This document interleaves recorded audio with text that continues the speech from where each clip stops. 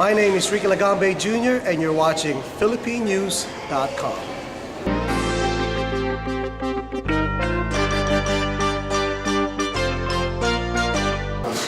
Actually, something I look forward to at the Youth Tech Summit, an opportunity really to interact with some members of the media who I don't get to see every day. So we do appreciate your joining us, and I do want to say that although we've been sponsoring the summit for the last 4 years, Muhammad, it's just been terrific to see our partnership between the foundation and Comcast.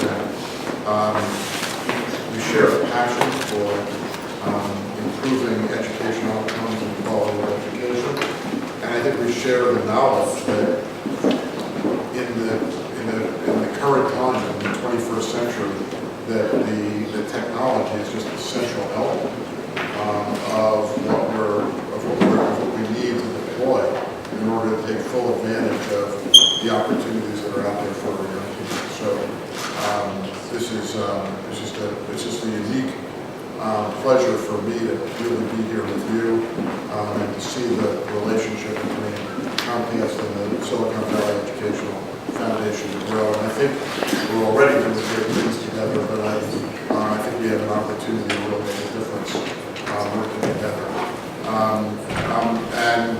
Libra, I just got a chance to meet. Thank you for joining us as well. By the way, I will tell you right now, she's way more articulate than either one of us are. Her story in a nutshell captures exactly what Internet Essentials is all about, and the importance of connecting all families to the Internet for the benefit of their kids in terms of doing homework from school, but also for the benefit of the entire family because of the difference that home-based Internet connections means for every member of the family, not just for children. And that's the passion behind Comcast Internet Essentials program. If we can get Internet into every home in America and allow all young people to have the benefit of using Internet-based technology to help them do their homework and to do better in school, if we can get the Internet into people's homes and provide basic digital literacy training and instruction, we're going to find that those families have better access to health care, better access to vocational opportunities, better access to news, information, entertainment, government services, and quite frankly, it's the same kind of access that my family has been good enough to enjoy for 20 years since the Internet became popularized and available in homes. And I just believe passionately that it's an advantage that every family in America should have the opportunity to enjoy, regardless of the zip code where they live or the income level of the family. So I'm happy to talk specifics, concerns that you may be hearing from your community, and to expand upon any of this, but let's let everyone else have a chance for their introductory comments as well. David, could I ask you just to tell us a little bit about how quickly the Internet Essentials has grown from when you began it, and just a little nuts and bolts before we go to Muhammad Chaudhry. Okay. This is the 4th year that we're launching Internet Essentials. And in the first 3 years, we've signed up 350,000 families, about 1.4 million low-income Americans. We've sold about 30,000 computers to those families at under $150. We've had 2.2 million visits to our website. We have trained in in-person digital literacy training more than 1.75 million low-income Americans. That's not just kids. That's kids, their parents, their grandparents, their neighbors. I think at those numbers, it's had a pretty substantial impact. 1.4 million is about 3 times the population of the city of Oakland. It's about the size of the population of the city of San Diego. And it is, to size it for you, there are 11 states in this country whose entire populations are lower than 1.4 So when you start signing up the equivalent of whole cities or whole states to a program, you're pretty clearly getting some traction. Mr. Chaudhry? So the Silicon Valley Education Foundation, we've always been obsessed with preparing students for college and careers. And when we think about partnership, we think of three things: work, wealth, and wisdom. And what we found with David, I mean, the wealth is in a lot of ways the easy part. Lots of technology companies are valuing beyond belief. We have some responsibility to the community, and they give financially towards that responsibility in areas that care about. And education is typically one area that lots of technology companies care about in the Valley. The great thing about this partnership has been around the idea of the work and the wisdom. In terms of the wisdom, what you see with Internet Essentials, the numbers are great, but what you see is there's two Silicon Valleys. There's a Silicon Valley of Highway 280, where you see all the greatest schools, you see all the greatest communities, anything you can think of, world-class leaders, they're all at 280. You look up 101 and you see the challenges of any other community in the world, you wouldn't think it was Silicon Valley. And so I've seen actually, now I'm Rock School District, Franklin McKinley School District, and you keep going up 101 where the Internet Essential Program has actually been a game changer for real students in real classrooms. Because what we're promoting with our work is not just to provide technology inside the schools. That's important, that needs to happen, but that's just not enough. Our students need to be connected 24/7 in order for them to have the opportunities that students at 280 have. And that's the bridge, the wisdom of the Internet Essentials Program. So thank you for providing that. You would think that Silicon Valley would not need it, and you would think what you would think of a Google or another local company would have done is it's taken a great company like Comcast to actually bring that together. And the third part is the work.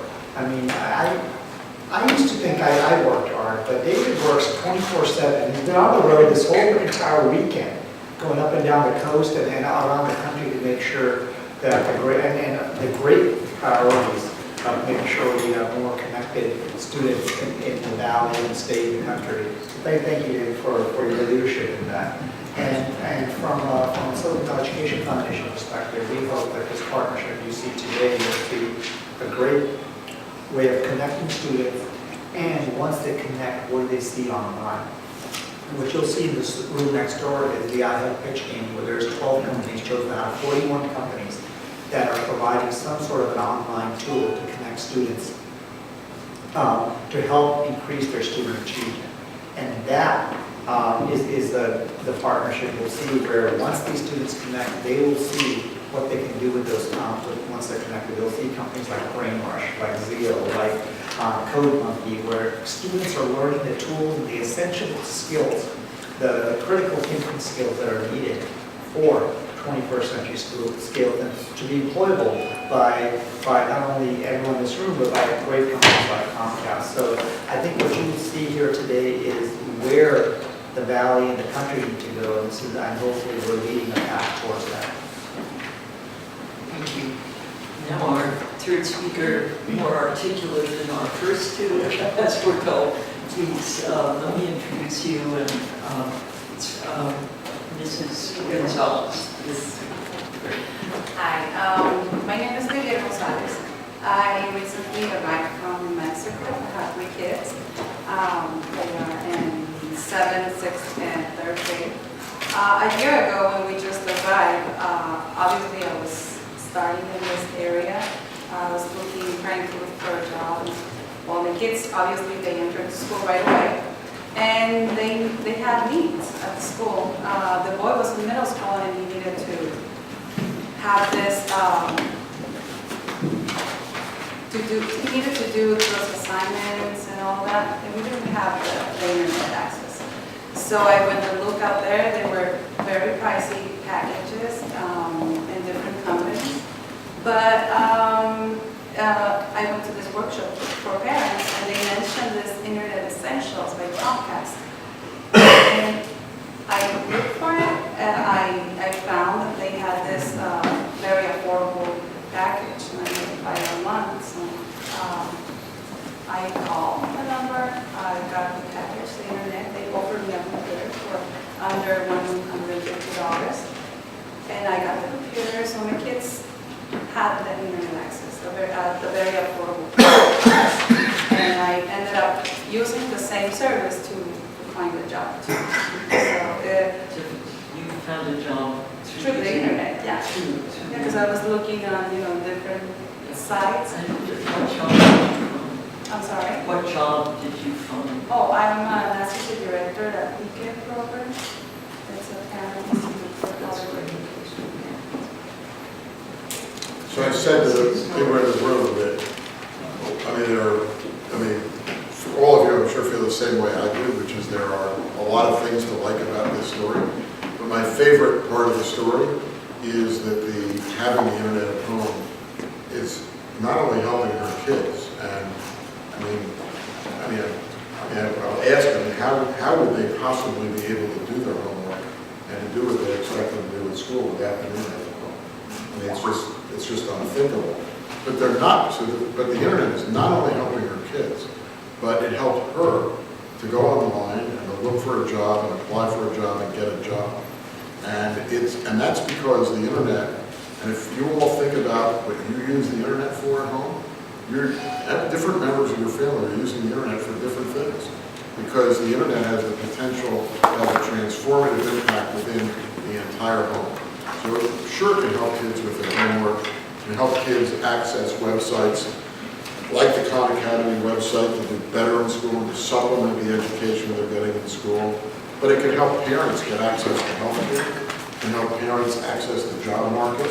One of my favorite statistics out there is that today, more than 80% of the Fortune 500 companies in America only accept job applications online. You can't fill out a paper application anymore. You get a job at 80% of the Fortune 500 companies in America. Also, you can use the internet to get information about government services and just to get general news, information, or entertainment through the internet. And but for the need of this particular family's children, they would never have been led or felt the pressure to have the internet at home. Once it's there, it benefits the whole family. And that's the beauty of this program. That we can not only help kids excel in school, but we can provide an opportunity for entire families to take full advantage of the benefit of the internet, the same way that, again, my family has been able to do for years. So what was the number, the magic phone number you called that allowed you to access this? Because this would be interesting to put out. I'll let you choose. Yeah, I can't remember. I just remember it was 1900 something. So for English is 1-855-846-8376. And for Spanish, it's 1-855-765-6921. And is it in any other languages? Or it's English right. and Spanish? So Karima, what's the answer to that? 12 other languages. Can she say it over the phone? Can you say the number one more time? English or Spanish? See, I think, no, It's 1-855-846-8376. If you want to cheat, it's actually 1-855-8-INTERNET. So internet. And it's available in 12 languages. it's in 12 other languages. So it's Besides You English, can it's call about total the 14. number and have somebody speak in one of 12 languages. Yes. Karima fluently speaks all 12 of those languages. It's another issue. So she can do all the interviews in this room. Well, first of all, let me say thank you, because that's a very powerful message. 80% of Fortune 500 companies accept applications only online, which is one way of putting it, that it's a powerful message. Questions, let's go right into questions. Peter. Just a quick question, actually a couple questions if I can. The first one, maybe Mr. Chaudhry can address. There's a lot talked about sort of, and even today in your comments you mentioned the sort of the need for internet and home for educational purposes for children. Is there any data out there that shows educational outcomes in homes that lack internet access? Has there been any studies that have shown what not having internet does for kids in terms of educational outcomes? There aren't any definitive national ranked studies. But what we have seen is that as in the classroom, more and more technology is used, it needs to be translated at home. The second challenge you see with the Common Core standards coming is the assessment of those standards will be online. Right. So a student will be at a distinct disadvantage if they don't know how to navigate online. Whether they can do it on paper or at home and in school, and they have to be online, they'll be at a distinct disadvantage. Right. The third thing we see is this nasty thing called the achievement gap, the racial achievement gap. So we see Caucasian students, and you pick your data point, it's 30 points higher than Hispanic and African American students. And I have yet to meet a parent who doesn't care about their child's education. So it's access to the right tool to make sure we close that gap as well. So I'll say, although I agree totally with Mohammed, there's no definitive rank research on this.